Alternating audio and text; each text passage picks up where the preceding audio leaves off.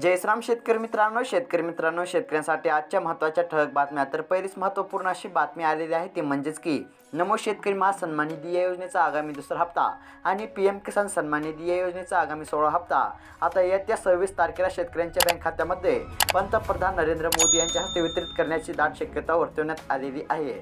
त्यानंतरची दुसरी शेतकऱ्यांसाठी अतिशय आनंदाची बातमी आलेली आहे ती म्हणजेच की 8 दिवसाच्या आत शेतकऱ्यांच्या बँक खात्यामध्ये पीक विम्याचे आणि नुकसान भरपाईचे व्याजासह पैसे जमा करावेत असे निर्देश राज्याचे कृषी मंत्री धनंजय मुंडे यांनी विमा कंपन्यांना दिलेले आहे। त्यानंतरची शेतकऱ्यांसाठी अतिशय महत्त्वपूर्ण आणि आनंदाची बातमी आलेली आहे ती म्हणजेच की 2017 साली जे शेतकरी कर्जमाफीपासून वंचित राहिलेले आहेत असे 6,54,000 शेतकऱ्यांची आता सरसकट कर्जमाफी होणार असल्याचे राज्याचे मुख्यमंत्री एकनाथ शिंदे यांनी घोषणा केलेली आहे।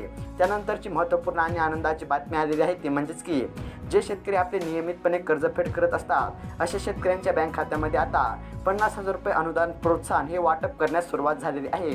तर मग शेतकरी मित्रांनो, राज्यभरातील शेतकऱ्यांसाठी आजच्या महत्त्वाच्या ठळक बातम्या होत्या। अशाच महत्त्वपूर्ण अपडेट्ससाठी अवश्य चॅनलला सबस्क्राईब करा आणि व्हिडिओला देखील लाईक करा। धन्यवाद।